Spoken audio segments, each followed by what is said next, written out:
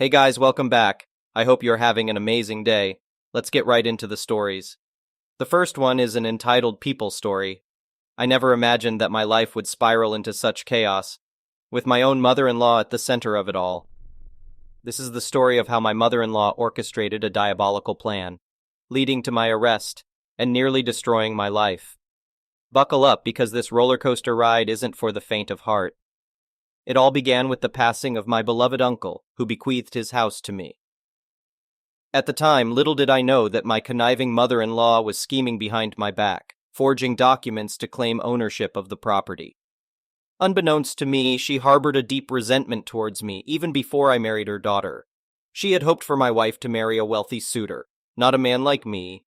In a cruel twist of fate, my wife had been involved in a severe car accident and slipped into a coma due to brain trauma. As a result, my mother-in-law and I were forced to spend considerable time together, as we both cared for my wife during her incapacitated state. Our strained relationship grew even more toxic, but I tried my best to endure it for my wife's sake. Little did I know that my life was about to unravel in the most unimaginable way. One fateful day, my world came crashing down when the police stormed into my house, brandishing guns and accusing me of possessing an illegal firearm.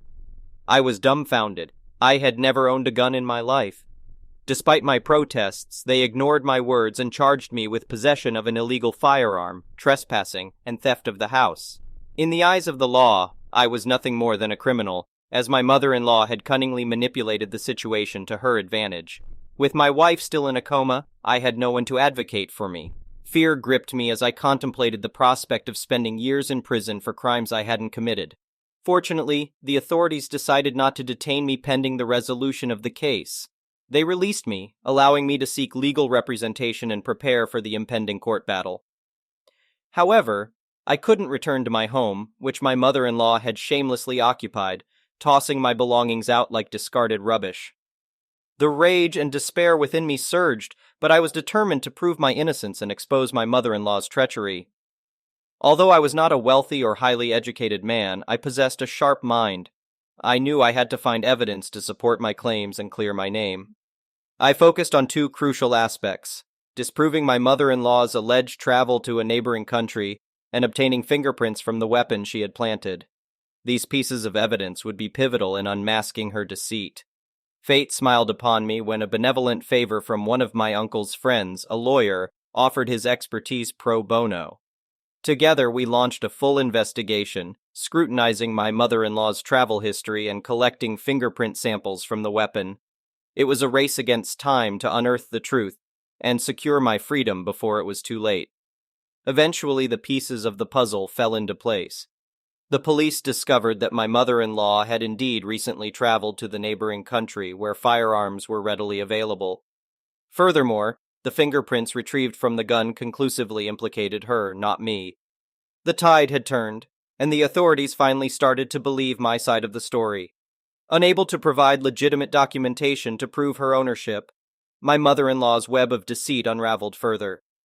They delved into the history of the house's previous owner, my uncle, finding no connection whatsoever to my mother-in-law. It became abundantly clear that she had fabricated everything to steal my inheritance and frame me for her crimes. The tables had turned on my wicked mother-in-law.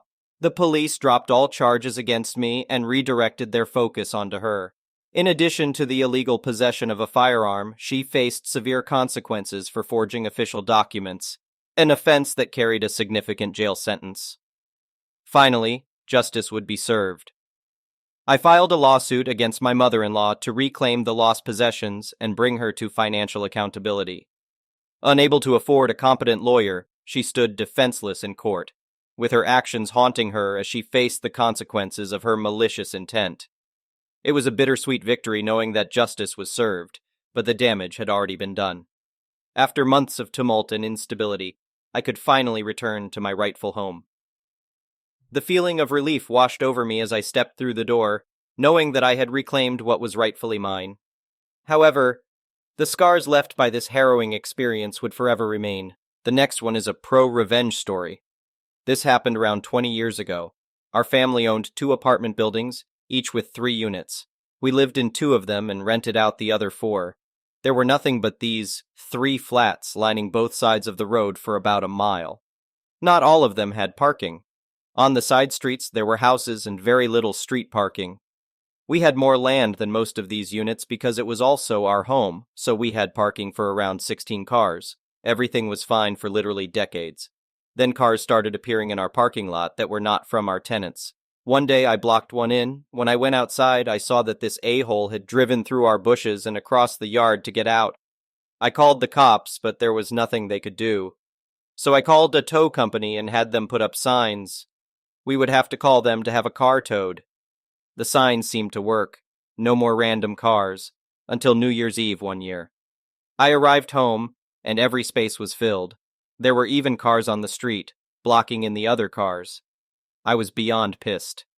I called the tow company, but they couldn't do anything for a few hours because they were so busy. We're in the Chicago suburbs, and it's below zero out. I had an idea. I dug out the lawn sprinklers and hoses. I ran one hose inside to the laundry room faucet and turned on the hot water. This way the hose and sprinklers wouldn't ice up. But the cars and the ground sure did. I used 3 sprinklers, moving them every half hour or so for almost 5 hours. Every car and every square inch of the parking lot, as well as the street by the cars, was encased in ice.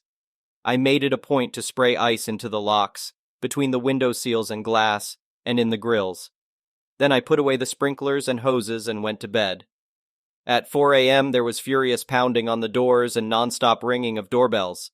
We just smiled and called the cops. We waited until they arrived and went outside. The cops were holding back laughter. These people were told to park here by their friend who owned an apartment several buildings away. It was the same idiot who drove over our bushes. I pointed to the tow sign and told the people to move their cars or get towed. In our town, cops can ticket on private property with the owner's permission, so all the cars were ticketed. They were also towed since nobody could get into their vehicles. I wish we had it on video. The next one is a petty revenge story. I have dwarfism, and this often leads to weird interactions in public, especially with kids. Sometimes a kid comes up to me to ask why I'm so short, and I have a pre-prepared response for that, but most of the time they just loudly ask their parents why I'm so short. Usually the parents will awkwardly drag their kids away, telling them not to comment on people in public, which is sad but understandable. I like the parents who just say something about how some people are born like this, and even though we look a bit different, we're still regular people just like everyone else. Sometimes I hear a gem like, "I bet he shrank in the wash." What I can't stand is when people try to use me to parent their kids. I'm sure you can think of ways to convince your kids to finish their plate at dinner that don't involve pointing at a dwarf in public and saying that's what happens when you leave food on your plate, or he didn't listen to his mommy when she told him to eat all his vegetables. It's rude, it's humiliating, and it teaches your kid that differences are a bad thing and that people are at fault for their differences or disabilities. It just pisses me off. A few days ago, I was in public, and a kid who was maybe 4 or 5 years old was acting out, and his mom was clearly struggling to keep him under control. So she pointed to me and told her son that I was one of Santa's elves, and I was watching him and would tell Santa about his behavior. The kid's name was on a keyring on his backpack, so I just said, "It's okay, Hunter, you're already on the nice list, and Santa told me you're getting an iPad this Christmas." Hunter was excited. His mom was not. The next one is a malicious compliance story. So this happened a couple of years ago when I was 19 or 20, somewhere around then. As a wee lad, I got a job working at a local superstore while attending college. I was a cashier. It sucked. But honestly, it wasn't as bad as it could have been. My immediate manager helped protect the cashiers from the higher-ups. But those are war stories for another day. As time went on, as it does, eventually the dreaded holiday season came around. Thanksgiving week to be exact. I got the week off of school due to the holidays and was scheduled to work a juicy 40 hours that week. But unfortunately, I was scheduled to work on Thanksgiving and Black Friday. My schedule had Thursdays off, but Thanksgiving falls on a Thursday, and I was being forced to work. The good news is, at least they fed us a ton of food in the break room. That was honestly nice. But I was bummed that I had to miss the holiday with family since I had prepared to have the day off as I thought I would. Now, before we get into the main story, a quick note. The store did not allow overtime, OT. You were given extra lunches, sent home early, whatever they had to do to avoid paying out. If you got OT, You were either lucky or you had a major problem you were being made to handle. Management was salaried, and the enlisted workers were lucky to get 38 plus hours. No extra money for the folks in the trenches. As we are a major store that caters to everything from groceries to electronics, we prepared for a very long week that tends to mark the hustle and bustle of the holiday season as a whole. The energy is pretty low as we all really dread this time of year, and I am extra nervous.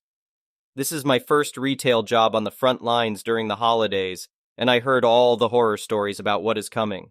The store manager, SM, gathers up a lot of the workers for a quick announcement that Monday. He tells us that essentially we are really behind and have a ton of work to do, and this is going to be a rough and wild week. So he is authorizing any and all OT across all departments from today until Sunday. He told the managers and department heads that if an employee wanted to work, let them work. We need the coverage. Later on, we would discover what he meant was letting us come in on our days off to work an extra shift or two, tacking on a nice 8 hours to our paychecks. Whoops. If an employee wants to work a shift, let them work. And oh boy, oh lord, oh gosh, oh golly gee whiz, did we want to work? Let me tell you, we went crazy. I pulled 6 doubles that week. Someone parked their RV in the parking lot and worked what had to most likely be forbidden due to labor laws. People were working maximum hours. One day I worked so long our manager gave me 3 lunch breaks. Dozens of people jumped at this opportunity. The next day I came in and saw the overnight guys still puttering around. We milked that week for every hour, every cent of possible overtime. I don't recall all the numbers and such directly, but I think I went from a 72-hour paycheck to one that had about 118, and around 42 was OT, which was 1.5x paid. It's been a few years, but those numbers feel right. Also, if you work on Thanksgiving, you are given a single-use 25% off coupon to use in the store on one big order. Since I use my overtime on stuff to buy in the store, it felt like I earned an extra 25% on top of that. Management let it happen. No one said anything to the SM that week, and he sat in his office. It was 2 days after that week that some corporate suits showed up and gave him a verbal beating when they realized he blatantly authorized that. I think early on he realized his mistake, but the die was cast, and truth be told, we did need to get the work done. All that OT and we barely were ready for the open door on Black Friday. He was mad, shouted at a couple of managers after he got yelled at asking why they let us work so much, but they just shrugged. If an employee wants to work a shift, let them. It was immediately dropped, and it was clear it would never be allowed again, and policy would remain as it was.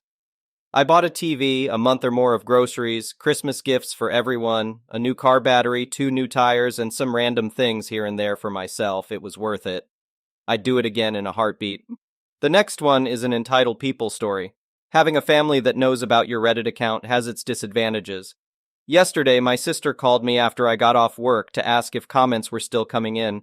She said she couldn't bear the negativity of looking at them herself because the comments were all so hurtful towards her. So I was brutally honest. At least 10 comments are still coming in daily, and most of them more or less say the same things about her. She started crying and demanded I delete my Reddit posts, but I refused and told her she can cry to anyone she wants. But the posts stay up because they are my assurance that she won't try to treat me like crap anymore. After all, she literally felt like my life should revolve around hers, didn't pay me the babysitting money she was supposed to, pocketed it for herself, and forced me to be the constant babysitter on last year's family vacation, so I had pretty much no fun the entire time. Is it really any wonder people have so much hate for her when she treated me like that? Then when I mentioned the posts have already spread to other websites because I was asked a couple of times to let an article be made about my situation, and there are some videos that were read as well. My sister shrieked hearing that and hung up. My parents then called me begging me to take the posts down. I've refused and stated that I only did this because they didn't stick up for me. This would have never happened if they'd told my sister to treat me like an equal and not a servant. I'm not her butler, babysitter, or handyman. I'm her freaking brother and a grown-ass man. Wouldn't they be tired of this crap in my shoes too? They agreed, but still begged me to take the post down. I refused and said that I'll keep making more if they don't start sticking up for me more when my sister comes crying to them. Let her clean up her own messes, because all the enabling of her led to this. I didn't father those kids. I've got a life of my own, a career I'm still new to, and hopefully soon enough a girlfriend, as there's someone I want to ask out. I'm moving my life forward, and I won't be held back. They can either step out of my way or keep trying to enable my sister. But I assured them that the latter would end badly for them. The only way this posting on Reddit will stop is if the drama stops. I've kept things anonymous, and I have a right to vent my very valid frustrations. Well, that left my mother crying. My father just went silent, and I said tears don't move me. They know what it'll take to end this, and that's to stop enabling my sister. Well, my sister called me again to yell at me that our parents have told her they aren't dealing with this anymore and to figure it out herself. Oh, and they told her to be nicer to me too. I just pictured her eye twitching as she internally screamed after hearing that. Be nice to my kid brother, what is this? Do I look it up on Google? Yeah, I was that sarcastic to her, but it left her crying too when I hung up. My brother-in-law called me later to get my side of the story. He was mad I'm still posting and made his wife cry, but I explained everything to him and he said he'd have another talk with my sister. I'm hoping this drama finally ends here. But the family vacation is still on for late June. I've already booked my room and put in for a day off work so we can all leave on a Friday. My room is also not near the ones my parents, sister, brother-in-law, and nephews will be using. In fact, it's not even on the same floor. And when we go to the coast, when it's not a family activity, I'm going to go where I want and do what I want. And you can bet I'm going to tour those art galleries, pig out on local food, and just enjoy being carefree for a change. The next one is an entitled Parent Story. A little context. I work at a water park roughly 30 minutes away from my house, and I got my job from being friends with the director and having another friend in the business, but don't think for a second that I don't work. I'm the second hardest working person there, and I've received the Employee of the Month twice in the single year I've worked there, so I knew people there and people liked me.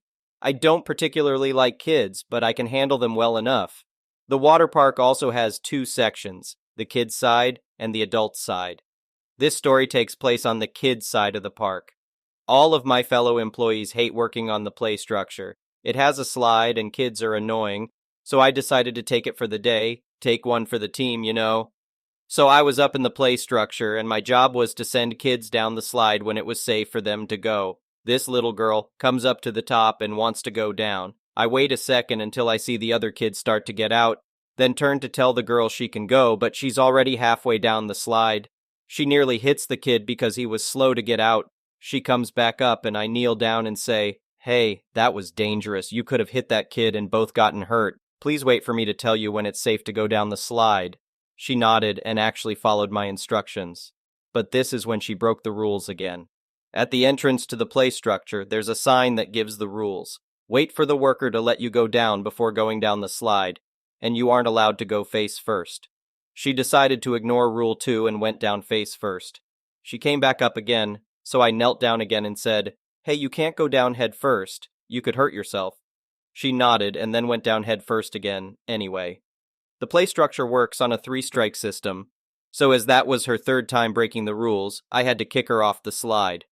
So when she came back up and started to walk towards the slide, I stepped in her way and said, "I'm sorry, you broke the rules 3 times, so you can't go down anymore." She yelled at me and tried to push her way past, but I'm bigger and stronger than her, so she couldn't get through and went back down the stairs in a huff. A solid 10 minutes passed, then she comes back up holding her mother's hand. Her mom says, relatively calmly at first, "My daughter told me you told her she couldn't go down the slide anymore. Is that true?" I said, "That is correct, ma'am." She asked me why, so I explained that if a person breaks the rules 3 times, they can't go down the slide. She gets closer to me and says, "Okay, I understand that, but she's 4 years old." I respond with, "Ma'am, it doesn't matter how old she is. She still broke the rules 3 times, so she can't go down the slide anymore today." She gets even closer and says, "Okay, but she's 4. I respond with, "I understand, but the rules apply to big kids the same as they do for the small kids, so she can't go down anymore today." Now, I'm 19, close to 20, relatively tall, not super muscular, white, and gay. A lot of people tend to notice that last one since I don't try to hide it. You can usually tell based on my mannerisms and the way I talk. Another thing I deal with, severe anger issues. And based on trauma from my childhood, people being in close proximity to my face makes me incredibly uncomfortable. This lady was maybe an inch away from my face when she started yelling at me and calling me a fucking FG. I was so close to losing my cool, I could actually feel my face turning beet red. My hands were balled into fists, and my jaw was incredibly tense. A bit more about me. I might look like a scrawny white kid, but when I get angry, I look like a demon, not my words. I wasn't even doing anything, and I was terrifying her daughter. In an attempt to keep my cool and to get this wail out of my face, I said, "Ma'am, please don't call me slurs. It's uncalled for and rude. I'm only doing my job."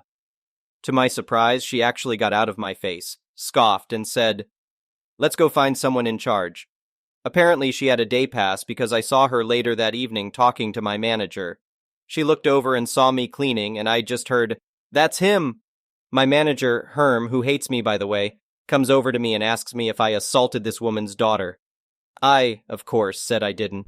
But because he's a rampant asshole, he went to look at the cameras anyway. He saw that I was right in what I did and that I did everything according to procedure. We then went over to talk to the lady. She said, "Well, is he in trouble or not?" Herm looks at her and says, "He never did anything wrong, and he never assaulted your daughter." Then he gets this strange look and asks for her day pass. At first, she refuses to give it to him, then relents and gives Herm her pass. Turns out she wasn't even supposed to be there. Her pass had expired the day before, but she just didn't leave the hotel. So I had the privilege of escorting her to her room, waiting outside while they packed, and then escorting them out of the building. She was cussing me out the whole way out of the park, in front of her 4-year-old daughter, no less. Mom of the year, everyone. As we got out to her car, right as she got in, I said, "Thanks for coming to Name of the Park. Feel free to never come again," with the biggest grin on my face because that was my first Karen. At least it ended well. When I got inside, my manager told me I handled the situation very well, and I had a pretty uneventful end of the night. So please remember not to be rude to the workers because we're often right. Thank you for watching. I would really appreciate it if you could like the video and subscribe to our channel if you haven't already. We'll see you again tomorrow.